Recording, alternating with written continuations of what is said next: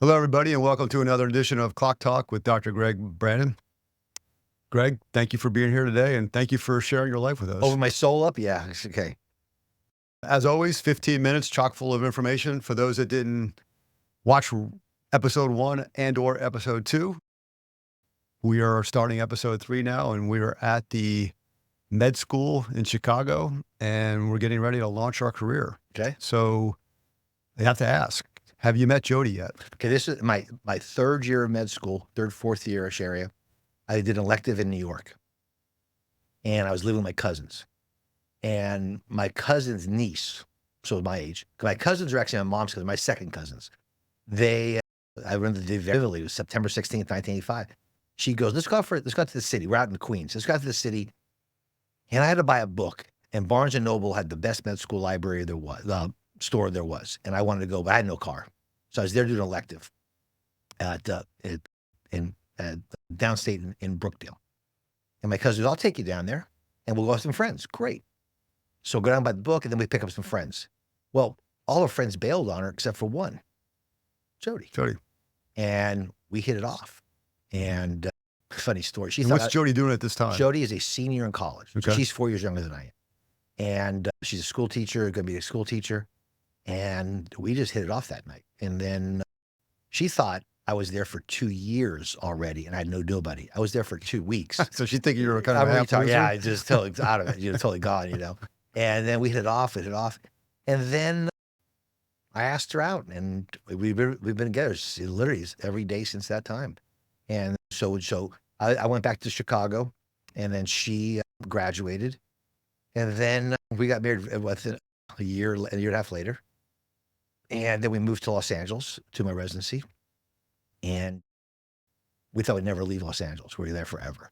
And she already had our first daughter, Tyler. And being a New Yorker, does she like LA? She likes LA.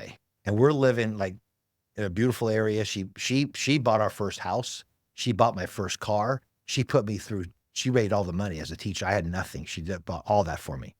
And my job was to work, and her job was to work, and we did. Then she got pregnant with Tyler, our CEO of OptoBio, by the way. And Jody went preterm labor with her, so she went on bed rest, stopped that. And that was my junior. So I have to ask, when she's going through preterm and everything else, you're an OBGYN. Are you? I'm a good dad. Hands off? You're just playing the dad. I got a professor of mine, our doctor, Dr. DC, trained at USC years ago. I trust him with anything. So whatever she did, they took care. I was just a doctor. I was the dad. And then the husband, I was useless. And then, so Jody did that. We ended up having Tyler. That's my junior year, my chief year. We get pregnant with Peter. We also had 2 miscarriages first. So we lost, miscarriage. We lost a little baby before Tyler. It took us 2.5 years to get pregnant and have a baby, which is, it's a tough time. People don't realize how tough it is. And after Tyler, she goes, man, I'm homesick for New York. And I go, whatever you want. So I was looking for practices like the Laguna Beach area. And you're ready to launch at this point in time, from a career perspective. Yeah. She goes, so I'm done. And we moved, so I got my residency. We took a job in Huntington, Long Island, outside a little bit. She went to a school called CW Post, which is a university out there. So we go back to that area of her town, and we liked it, but didn't love it. I wanted more academic. I really wanted my own practice, but I wanted to teach a little bit. And how things came to transpire, we couldn't afford a house. All she wanted was a kitchen and a family room. We couldn't afford anything. I got opportunity I was exposed to, I got a phone call from the chairman of Duke to come down, look for a job, and then UNC Chapel Hill, and I came in at a weekend trip. I came and looked. I go, Jody, you come down here. We came out, looked, and right down the street here, we looked, and she goes, I'm never leaving. And that's when we decided to come here, and that changed her whole life. But again, sometimes it wasn't that New York wasn't nice to me, but there are people there for 3, 4, 5, 6 generations as a community, and then the taxes were brutal, and there's some stuff wasn't my cup of tea for that stuff. And coming here opened everything up. But I learned something I learned in Chicago. I love seasons. In Los Angeles, it really isn't easy. I joke, there's mud season, smog season, earthquake season, But I learned that. And here we get the 4 great seasons without being too harsh. And my whole dream was to be a dad, a husband, and deliver babies. And I have a house literally a mile from the hospital. And I got my whole life revolved around this 5-6 mile radius. So you just decided start your own practice on your own, or did you partner with somebody initially and then take it over? My goal was to have my own, but I took a job at Wake AHAG because that's a UNC system over here in Raleigh. and they had no private practice at that time, but their vision was to have a private practice as well. So I came work for them for a little bit, and I also became the surgeon for the women's prison system. So I ran their clinic on Thursdays and did surgery, and it was a great experience helping those lovely ladies there. The stories they could tell you is amazing. But my ultimate dream is I'm going to practice and teach part-time. And then, so I taught first to make some money, then I opened my practice on weekends and nights. And that build, I weaned off teaching. So I had 3 jobs at one time. And how can you be a husband and father at this time when you're doing all this stuff? Jody and I made a deal that we'll never not have a meal together every day. So like in residency, Tyler and Jody come to lunch. We live literally down the street, so we come for lunch. So we did that, and you know me for 30 years. Sure. So that's what we made it happen. And again, it sounds crazy, but when you have your church, your school, everything within 5-mile radius, you could do it. Right. Deliver your I don't have to. You could do your work, do your stuff, be available. You don't have to run away. Sometimes there's Christmas Eve I run away, but you're still. I love doing it, so it was a good passion. So it allowed me to do that. I got to coach all my kids' teams because I didn't have to be. There's some benefits of being on a big group where you're on call less time. Then you're in the hospital those 24 hours. I wanted the flexibility of doing my work, going back, doing my work, being back. And then about 4 or 5 years in private practice, I brought a great partner in Dr. Rogers.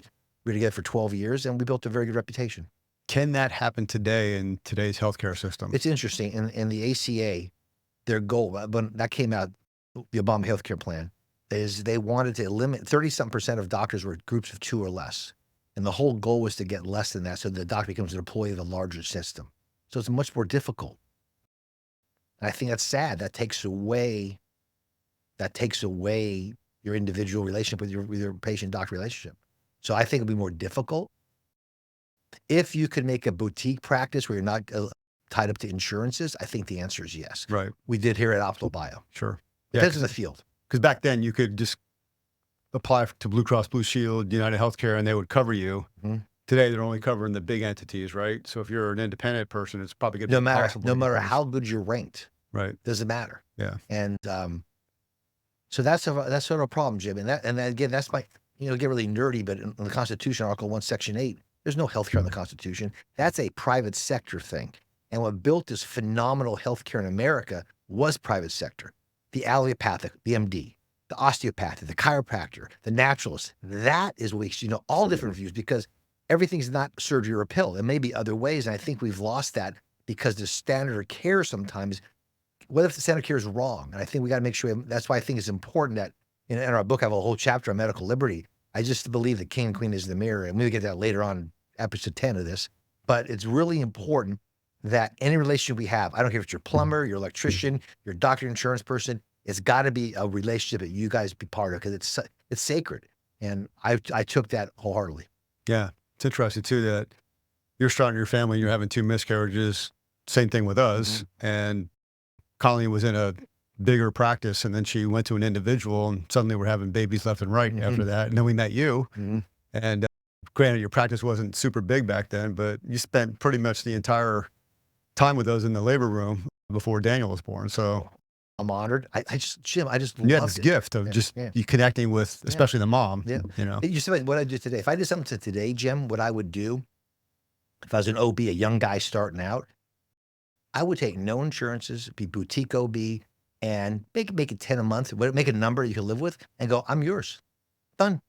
I think there's a great quality about that. But you're paid on and that's you don't want the business side. And I'm not an anti-business guy. I'm a big capitalist guy. I believe in free market. But you don't want to make decisions based upon how you run a business. You want to do what do you need today? What do we need today? So like my office would get backed up sometimes a couple hours.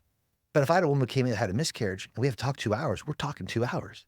And I think my reputation, people knew that some visits or 2-second belly checks, have a good day.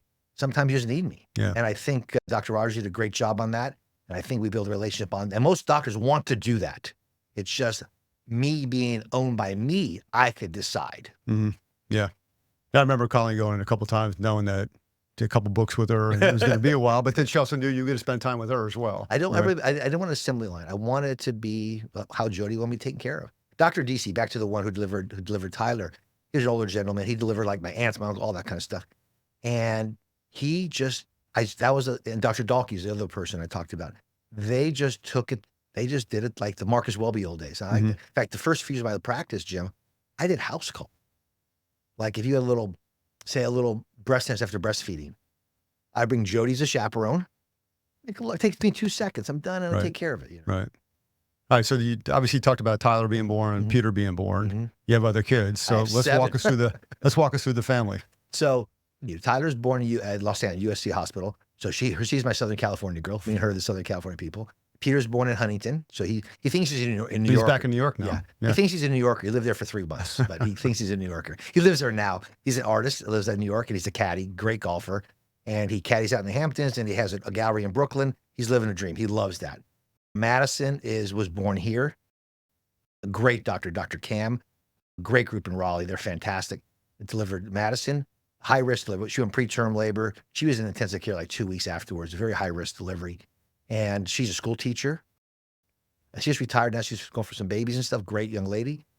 Gracie is my next child. She just adopted a beautiful 4-year-old girl. She's out going for a baby as well. She has a master's in family counseling. So she has a practice doing that. A great son-in-law, Josh, and Calvin, the other one. And then we had the blessing of adopting 3 gorgeous little girls from China. Lily is now 19, Callie's 17, and me is 15. We delivered their babies. And they also, when you adopted them, they needed surgeries, correct? Well, Lily was early. Callie and Mia both have cleft palates, and just beautiful young ladies. I mean, I can't. And it's interesting to have 2 sets of kids.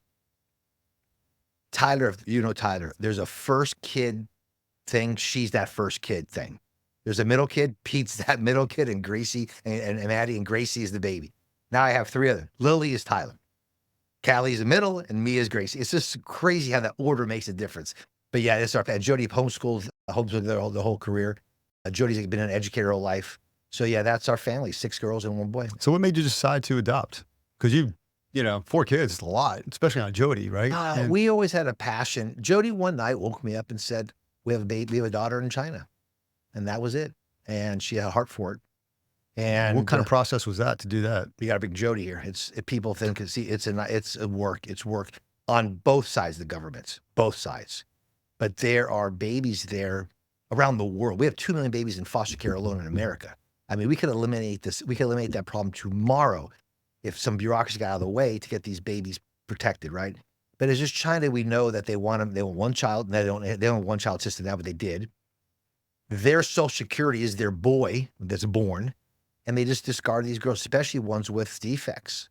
So we got Lily, and Jody goes, "Oh my God, Lily, Lily just she just made the family." We got a phone call saying there's another one. We know this for us, and we pray about it. And next thing you know, we got Callie, and then we got another one with Mia. And Jody is a very, very, very special person. So it was Jody, and again, for me, I'm a simple guy. If Jody's happy, I'm happy type thing. And not that she's demanding. I believe my job as a husband is to make a home where she could be her queen. And she loves being a mom. And that's where it came from. And when you adopted your 3 other kids, how were they coming in as babies? Were they already 1 or 2 years old? Lily was 10 months. Callie was 22 months. And me was 3 years old. Wow. The problem is, Jim, we've had to wait about 8 months, 9 months for Lily. Now it's getting 4, 5, 6 years. The red tape is just slowing things down. Takes that long? Oh yeah. Sometimes through COVID, they've been babies over 7, 8 years now. And is it just pure bureaucracy, or is there a reason why it takes so long? It's bureaucracy. Yeah. Now the story is that, remember, these are communist societies, and they want to figure they're the best society. So why can't they take care of them? Right. So it's a bad face as well, Right. But so now most of the babies you adopt have to have a defect that China looks at and goes, well, the surgery can be done here. The heart surgery can be done here. There's Gracie worked at an agency out of Stephen Chris Chapman, a Christian guy.